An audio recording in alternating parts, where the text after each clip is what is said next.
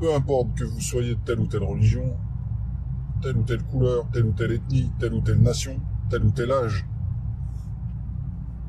vous serez tous obligés, forcés de constater que actuellement, de nos jours, sur Terre, il y a de moins en moins de personnes, de gens que j'appellerais des gens bien.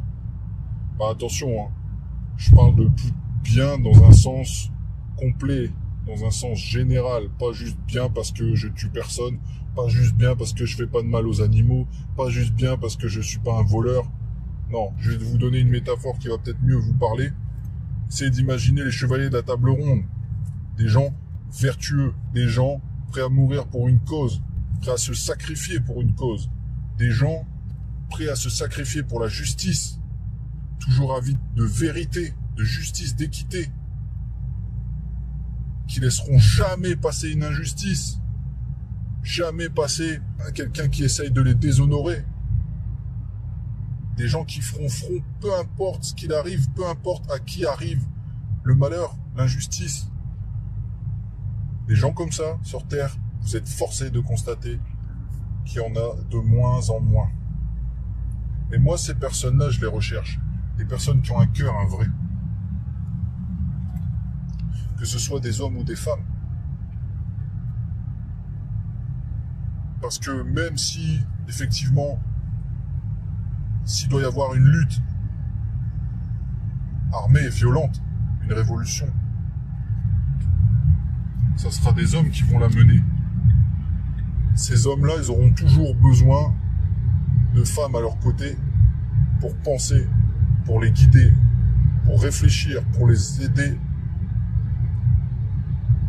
sur qui s'appuyer. Donc, je m'adresse aux deux sexes, hommes et femmes. À une époque où le besoin le plus urgent, il y a un besoin urgent,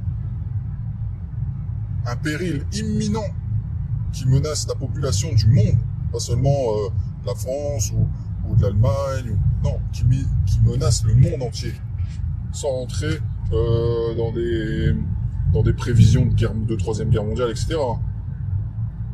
Mais l'injustice recouvre le globe entier. En France, il y en a encore qui vont dire « mais on est bien ici en France, mais on est bien ». Eh bien, vous verrez, c'est que le début. On en reparlera dans 5 ans, dans 10 ans. D'accord ? On est en train de s'américaniser de plus en plus. En Amérique, essayez de vous renseigner sur le nombre de SDF, le nombre de chômeurs, le nombre de gens qui peuvent pas se soigner, et vous verrez que ça sera la France dans quelques années. On en reparlera. On a un besoin urgent de tous se liguer contre un ennemi commun. Et il n'y a pas besoin d'aller chercher des extraterrestres, des reptiliens, etc. Un ennemi commun, bel et bien humain.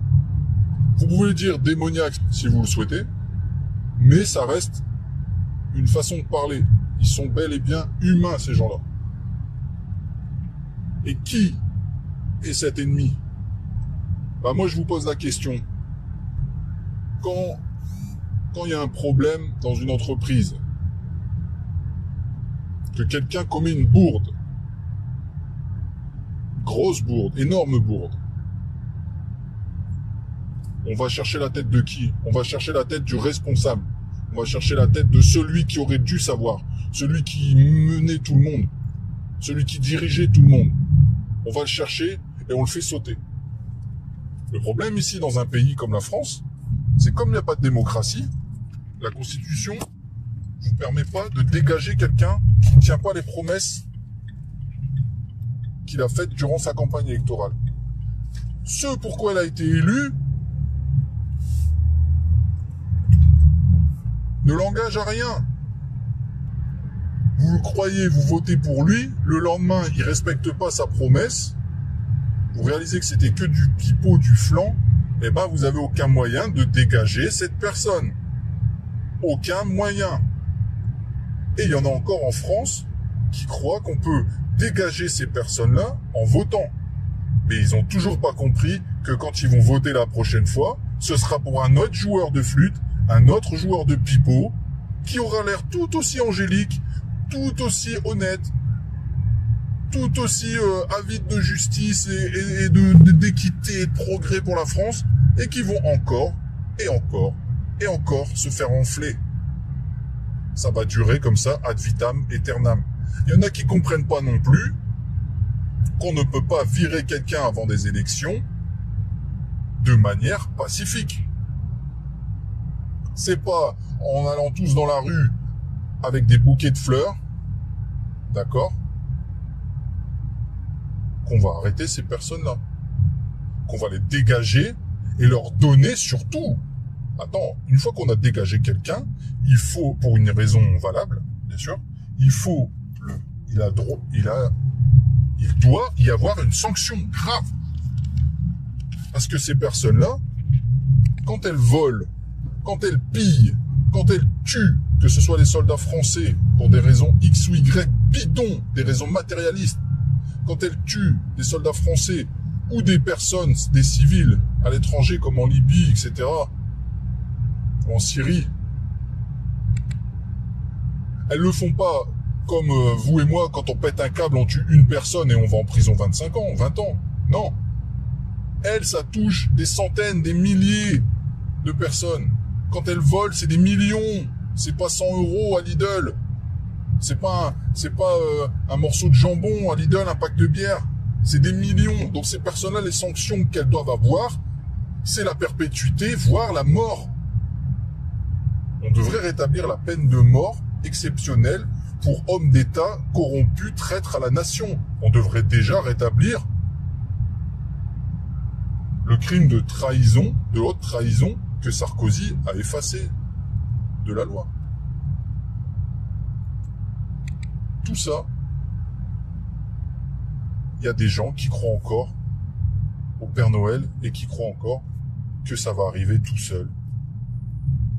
Il y a des gens qui attendent de voir jusqu'où l'horreur va aller, jusqu'où on va les saigner à blanc pour réagir. Ils attendent de plus avoir de bouteilles d'eau chez eux, de plus avoir de pain à donner à leurs enfants. Ils attendent de voir des gens qui couchent avec des enfants, avec leur père, avec leur mère en pleine rue, pour commencer à réagir. Ils ne voient pas que ce qui se passe actuellement aura des conséquences graves. Sociologiques, économiques. Bon, morale, on n'en parle pas, plus personne, tout le monde s'en tape maintenant de la morale. Mais c'est une destruction programmée qui est faite. Ou, alors soit on sera détruit, ou alors complètement abruti, esclave, quoi. Là, voilà, c'est une destruction aussi, mais bon, ça dépend du point de vue qu'on adopte. Donc il y a des gens qui croient qu'on peut, en manifestant, en arrêtant d'acheter aux grandes sociétés, aux multinationales leurs produits, tout ça, en arrêtant de payer les impôts, en arrêtant... Ils croient que les politiciens vont se dire un jour, oh merde alors, il y a monsieur Jacquemart et monsieur Bragnier qui ont arrêté de payer leurs impôts à Mouflin en Couflers et à Gijous les Mouflaines, d'accord? Et vraiment là, il faut réagir, il va falloir qu'on change. Il faut qu'on change parce que c'est plus possible, quoi. Il y a une révolte qui se met en place, là. 2 personnes qui payent plus leurs impôts, faut que je démissionne, merde. Mais non, ils vous diront comme d'habitude. Je me suis engagé à faire des réformes pour la France, je me suis engagé à être votre président, donc je tiendrai bon, je tiendrai jusqu'au bout, j'irai jusqu'au bout de mon mandat, je lâcherai pas l'affaire. Ils retournent la situation, vous voyez pas? Ils se font passer pour des héros qui tiennent bon coûte que coûte contre vents et marées. Le capitaine ne quitte pas le navire, il reste courageux jusqu'au bout. Ce sera le dernier, vous, femmes et enfants, allez-y, prenez les barques. Barrez-vous, sauvez-vous. Moi, je reste. Je suis là, je suis le capitaine. Ils se font passer pour ça, alors que c'est les pires arnaqueurs, les pires corrompus, qui ne veulent pas lâcher déjà le pouvoir ni l'argent qu'ils ont. Parce qu'il faut pas croire qu'ils touchent que leur salaire, hein. Derrière, il y a des grosses enveloppes qui se font à chaque fois qu'ils signent un contrat. Je crois que c'est Sarkozy, quand il était sur écoute, qui disait à sa femme que s'il redevient président, il va falloir qu'il re-signe des gros contrats et tout, et qu'en fait son rôle à lui c'est d'être commercial. C'est un commercial au niveau de la France quoi en fait. Ils vendent des armes, ils vendent des avions, ils vendent de ceci, ils vendent de la technologie, ils vendent ceci, ils vendent cela. Et à chaque fois, il se pourrait qu'ils se prennent un gros billet. D'accord ? Donc ne soyez pas dupes. Ces gens-là, c'est pas des courageux. Ils vous arnaqueront jusqu'au bout.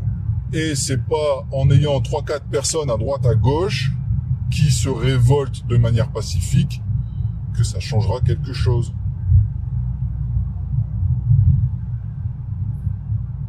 Il faut une révolution type 1789, je dis bien type, il y aura des morts, il y aura des pertes, mais sans ça, on n'aura jamais rien. Il faut que ce soit plus de 200 000, 300 000, 1 million de personnes qui aillent à l'Élysée faire le job. Oui, il le faut. Vous pouvez vous trouver toutes les excuses que vous le souhaitez parce qu'au fond de vous, vous sentez que vous n'en avez pas le courage. Vous pouvez inventer tout ce que vous voudrez. C'est la seule solution. Trouvez une autre solution alors. Trouvez une autre solution. Une solution plausible.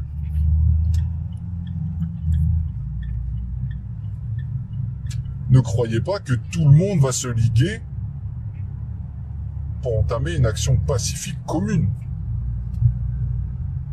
Non. Donc, il faut une révolution. Il faut aller donc chercher les vrais coupables, les responsables, ceux qui plongent la France et d'autres pays d'Europe et d'ailleurs dans le chaos le plus total, chaos progressif et programmé.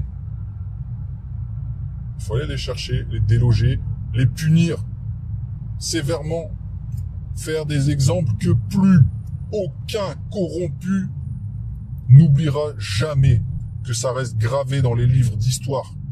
Parce que, pour eux, c'est gagné déjà. Pour eux, on est des légumes. On n'aura jamais le courage de faire ça.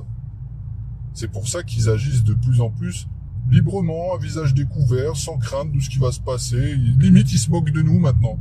Quand il y a une affaire, quand il y a quelque chose, c'est venez me chercher. Pourquoi vous croyez? Pourquoi un homme politique peut se permettre de parler comme ça? Parce qu'il sait que vous êtes tous des soumis. Vous ne ferez rien. Voilà. Il faut laisser un exemple que personne n'oubliera. Et oui.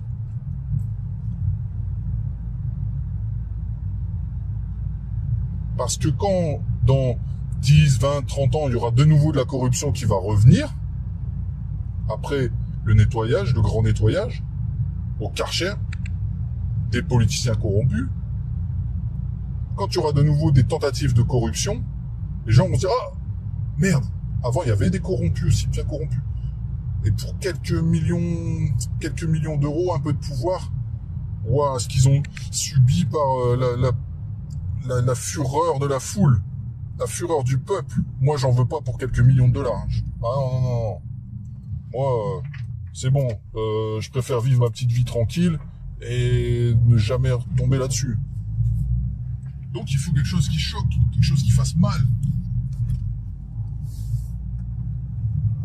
On n'a jamais eu autant besoin d'unité contre un ennemi commun et on n'a jamais eu, paradoxalement, autant de division dans une société. Maintenant, tout le monde se fait piéger par l'appartenance à telle ou telle communauté, à telle ou telle religion, à tel ou tel lobby. Moi je suis musulman, moi je suis catho, moi je suis juif, moi je suis LGBT, moi je suis noir. moi je suis arabe, moi je suis blanc, moi je suis identitaire, moi je suis gaucho, moi je suis de droite, moi je suis... Tout le monde se fait piéger comme d'énormes bouffons qu'ils sont. Énormes bouffons. Alors on fait quoi?